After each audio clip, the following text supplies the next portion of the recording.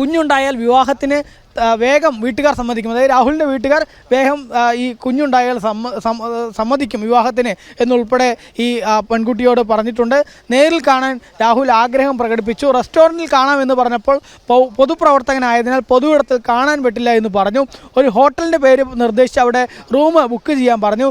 റൂമിലെത്തിയ പാടെ ഒരു വാക്കുപോലും പറയുന്നതിന് മുമ്പ് തന്നെ കടന്നാക്രമിച്ചു എന്നും നേരിട്ടത് ക്രൂരമായ ലൈംഗിക ആക്രമണമാണെന്നുൾപ്പെടെയാണ് പരാതിക്കാരി പറയുന്നത്. അതായത് നേരത്തെ ഉണ്ടായിട്ടുള്ള പരാതിക്കാരി, അതായത് ആദ്യ പരാതിക്കാരി പറഞ്ഞിട്ടുള്ളതിന് സമാനമായിട്ടുള്ള കാര്യങ്ങൾ തന്നെയാണ് ഈ മൂന്നാമതുള്ള പരാതിക്കാരിയും പറയുന്നത് എന്നുള്ളത് ഇവിടെ കാണാൻ സാധിക്കുന്നു. അതായത് ഒരു വിവാഹിതയായിട്ടുള്ള യുവതിയാണ് ഇവിടെയും രാഹുൽ മാങ്കൂട്ടത്തിൽ പരിചയപ്പെട്ട് ഇത്തരത്തിൽ അവരുമായിട്ട് പ്രണയബന്ധം സ്ഥാപിക്കുന്നു, വിവാഹം കഴിക്കാമെന്ന് വാഗ്ദാനം നൽകുന്നു.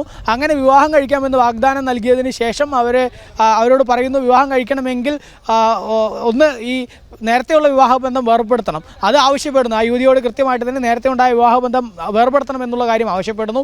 അതിനുശേഷം ഒരു കുഞ്ഞുണ്ടാവുകയാണെങ്കിൽ വിവാഹത്തിന് വീട്ടുകാരൊക്കെ സമ്മതിക്കും എന്നുൾപ്പെടെയുള്ള കാര്യങ്ങൾ പറയുന്നു. ശേഷമാണ് ഇവരെ ലൈംഗികമായിട്ട് ഉപയോഗിച്ചിരിക്കുന്നത്. പിന്നീട് അവരെ സാമ്പത്തികമായിട്ട് കൂടെ ചൂഷണം ചെയ്തു എന്നുൾപ്പെടെ ഇവർ പരാതിയിൽ പറയുന്നു. ഒപ്പം പോലീസിന് മൊഴി നൽകിയിരിക്കുന്നു എന്നുള്ളതാണ്. ഇതിനൊക്കെ അപ്പുറം വളരെ ഗൗരവമായിട്ടുള്ള കാര്യം എന്നുള്ളത് DNA പരിശോധനയ്ക്ക് വേണ്ടി ഇവർ മുതിർന്നപ്പോൾ രാഹുൽ അതിന് വിസമ്മതിച്ചു എന്നുൾപ്പെടെയുള്ള വിവരങ്ങളും ഇവർ പോലീസിനോട് പറഞ്ഞിട്ടുണ്ട് എന്നുള്ളതാണ്. ഏതായാലും വളരെ ഗൗരവമായിട്ടുള്ള പരാതിയാണ് ഇപ്പോൾ വീണ്ടും രാഹുൽ മാങ്കൂട്ടത്തിനെതിരെ ഉണ്ടായിരിക്കുന്നത് എന്നുള്ളതാണ്. ഏതായാലും രാഹുലിനെതിരെ തുടരെ ഇപ്പോൾ പരാതികൾ ഉണ്ടാകുമ്പോൾ കോൺഗ്രസ് അത് പൂർണ്ണമായും പ്രതിരോധത്തിലായി മാറുന്നുണ്ട് എന്നുള്ളതിലും സംശയമില്ല. കാരണം രാഹുലിന് എതിരെ നടപടിയെടുത്തു എന്നൊക്കെ പറയുന്ന കോൺഗ്രസ് പലപ്പോഴും രാഹുലിനെ സംരക്ഷിച്ചതും അവർ തന്നെയാണ് എന്നുള്ളതാണ്.